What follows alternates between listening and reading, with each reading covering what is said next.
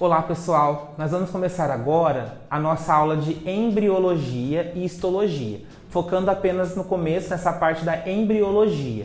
Antes da gente começar a pensar na formação do embrião, é muito importante entender, os tipos de ovos que eu vou ter na natureza. Então, os tipos de ovos que serão formados. Por quê?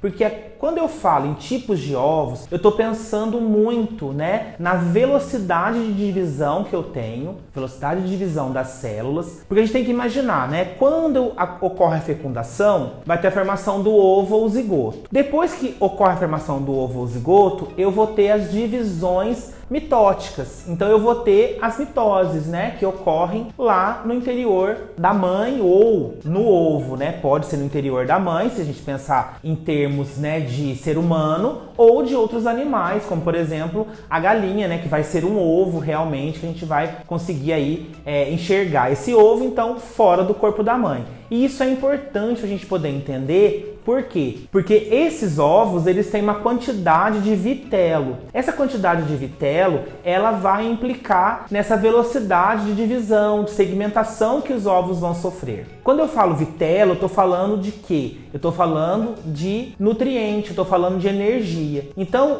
vitelo é reserva de nutriente que o ovo possui. Antes de a gente pensar nisso, vamos pensar, o ovo de um mamífero e o ovo de uma ave.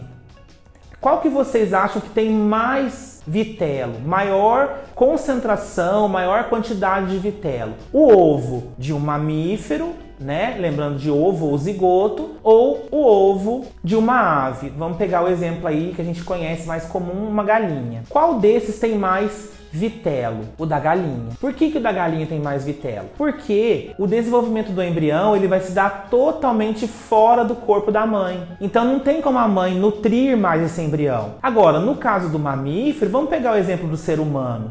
A gente tem lá a placenta, a mãe, o cordãozinho umbilical. Então a gente tem o quê? Aparatos, que possibilitam que o bebê se desenvolva dentro do útero materno, dentro do corpo da mãe. Então, a mãe se alimenta, o bebê se alimenta. Então, essas quantidades de vitelo que eu vou ter no ovo, elas vão ser diferentes, dependendo do grupo que eu tenha, que vai formar aquele tipo de ovo, ou o outro grupo que vai ter um outro tipo de ovo. Então eu posso pensar num ovo de um artrópode, de um inseto de modo geral. Como que ele vai se desenvolver? Esses desenvolvimentos são diferentes. Nós vamos focar muito no desenvolvimento humano. Então a gente vai estudar depois a organogênese, que é essa etapa de formação dos órgãos para o ser humano, que é o principal do nosso curso. Mas para que a gente possa entrar nisso, a gente precisa entender, que antes de eu pensar nessas transformações que vão ocorrer dentro,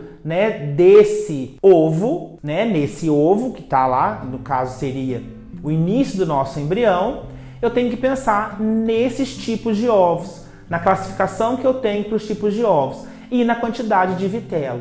Porque o vitelo está ligado, diretamente a essas divisões celulares, a essas segmentações que nós vamos chamar também de clivagens, tá? É clivagem ou segmentação. Vamos falar então desses tipos de ovos que eu tenho aqui, Eu coloquei para vocês aqui que eu posso ter o oligolécito, eu posso ter o mesolécito ou heterolécito, o telolécito ou megalécito e o centrolécito. Então, gente, é muito simples a gente guardar e entender.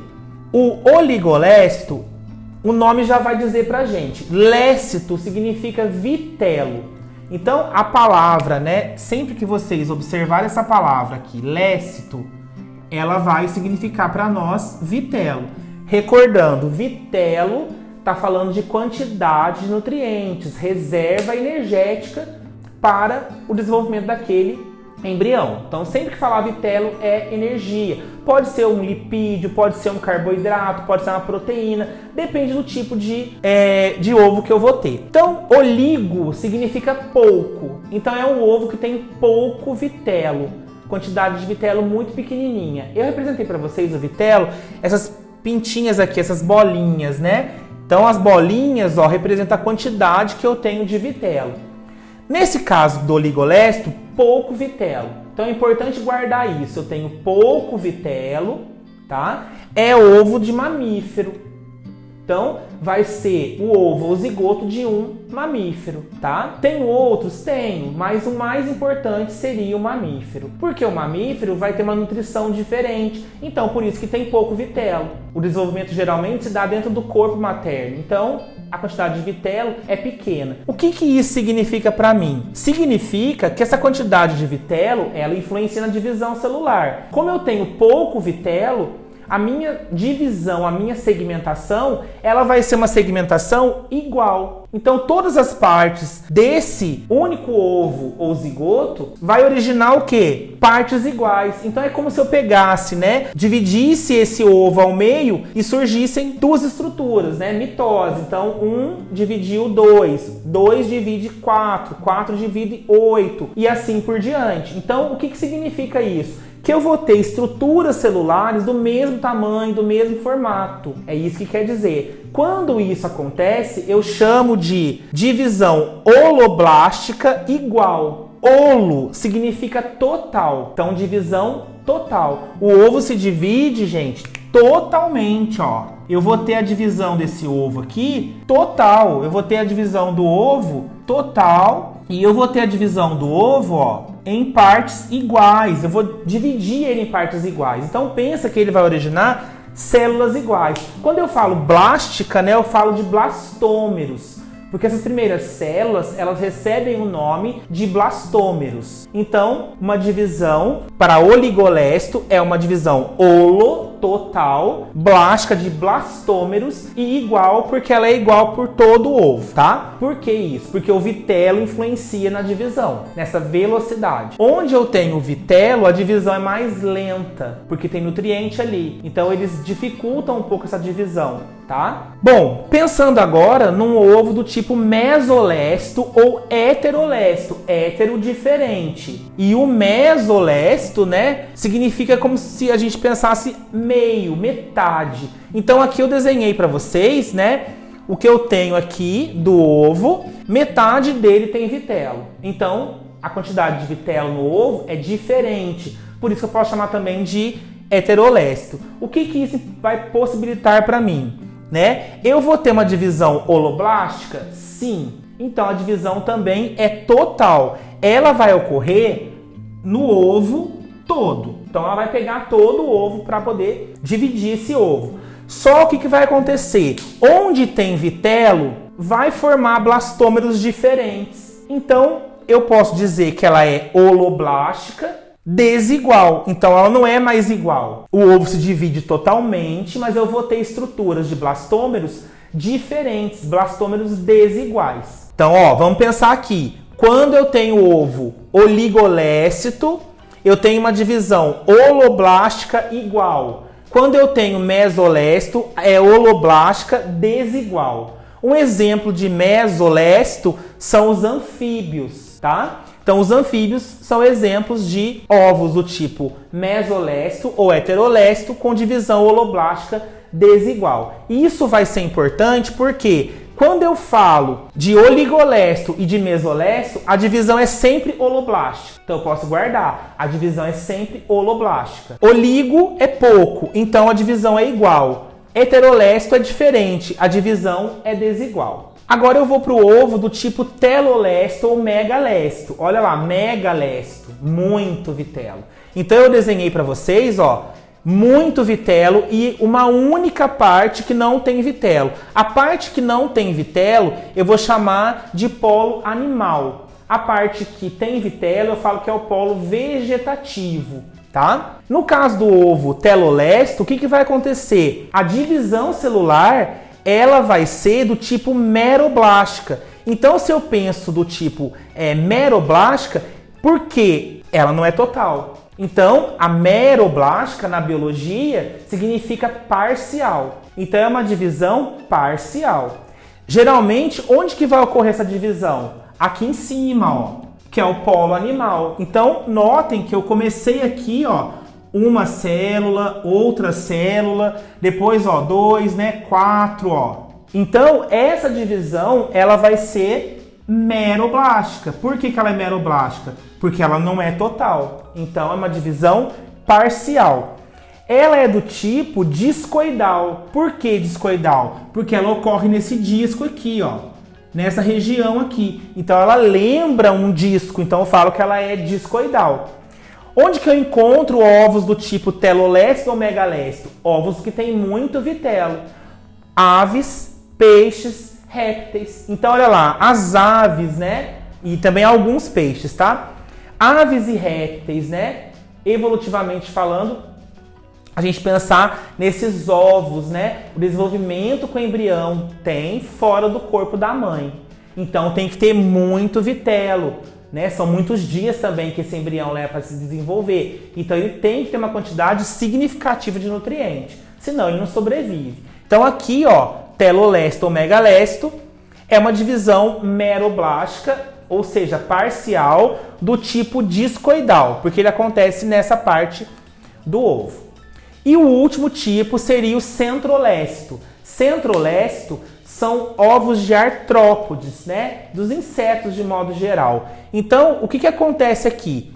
No centrolécito, o vitelo, ele tá aqui, ó, no centro, né, digamos assim, do ovo. Então eu tenho um núcleozinho aqui e eu tenho essa divisão, né, essa quantidade de vitelo que vai proporcionar para mim o que eu chamo de divisão meroblástica. Então essa divisão não é total, ela também é parcial, só que ela é superficial. Por que ela é superficial? A divisão inicia-se aqui, próximo do núcleo, e depois, quando a mitose vai ocorrendo, essas células migram para onde? Para a superfície. Então elas estavam no centro, centrolécito, e ela vem migrando para a superfície. Então ela vai ficar uma divisão meroblástica superficial.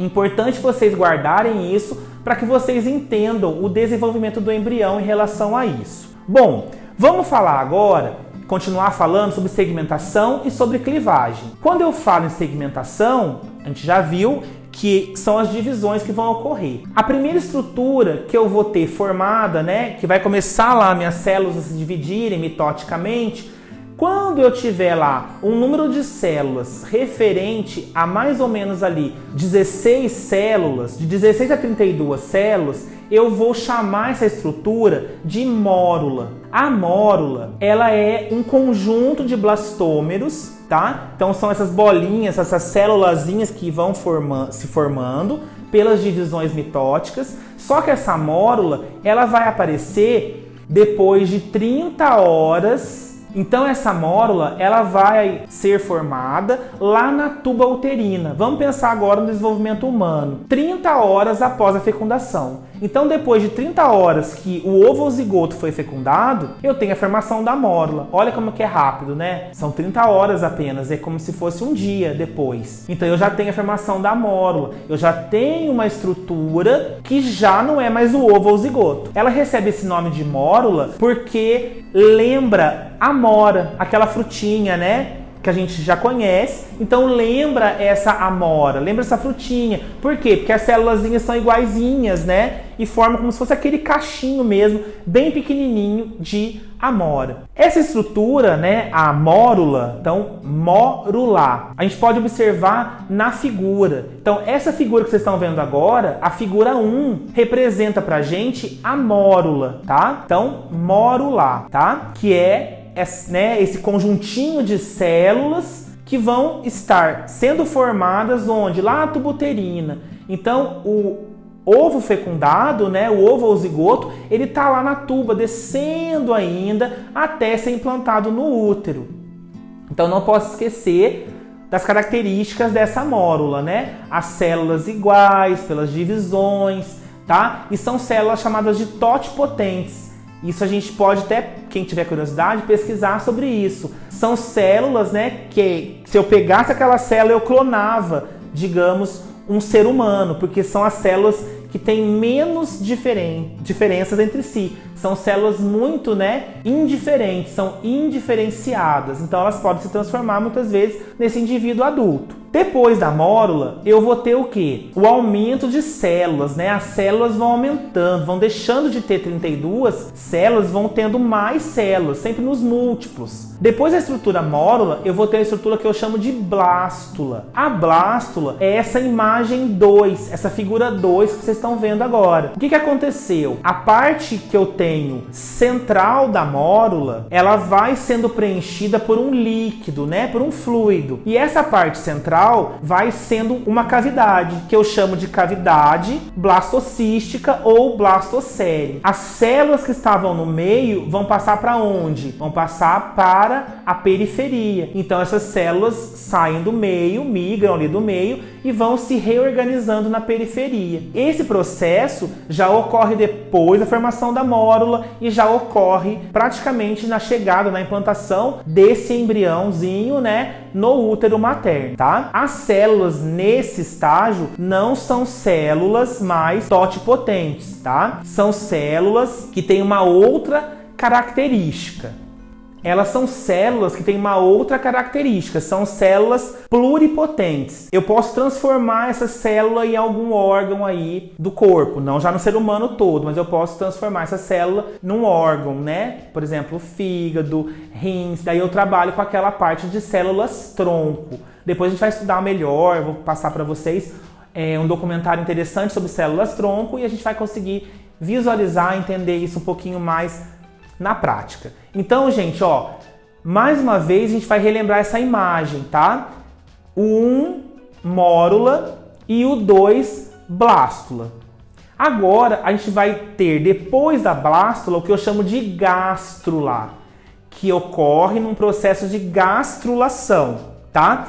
Essa gastrulação, a gente também pode ver na nossa imagem. Então, essa gastrulação, vocês estão vendo agora na imagem, mostrando pra gente, né, os dobramentos que eu tenho para formar essa gástrula. Então a célula tem uma invaginação, né? Não as células em si sozinha, mas o conjuntinho de células, ele tem invaginações que vão formando aí cavidades. Então o processo de gastrulação é muito importante porque a partir da gástrula eu vou ter o que eu chamo de diferenciação celular. As células vão se tornando diferentes e elas vão originar o que eu chamo de folhetos embrionários ou folhetos germinativos. Nós temos aí 3 folhetos embrionários: a endoderme, a mesoderme e a ectoderme. Cada folheto embrionário dá origem a um tecido do corpo humano. Por exemplo, o mesoderme vai dar origem ao tecido muscular. Se eu pensar então em mesoderme, eu vou pensar na formação de toda a parte de tecido muscular. Por isso que é interessante a embriologia sempre ligada à histologia, porque nós vamos estudar depois o tecido muscular. Qual é a origem dele? Mesoderme, que veio da gastrulação. Então é importantíssimo vocês ficarem com essa ideia para a gente poder avançar para organogênese. Então essa última imagem ela mostra para nós os folhetos embrionários, que já são células super diferenciadas e cada conjunto de células vai dar origem a um tipo de tecido. Lembrando que nós temos 4 tipos básicos de tecido: epitelial, conjuntivo, muscular e nervoso. Um grande beijo e até a próxima!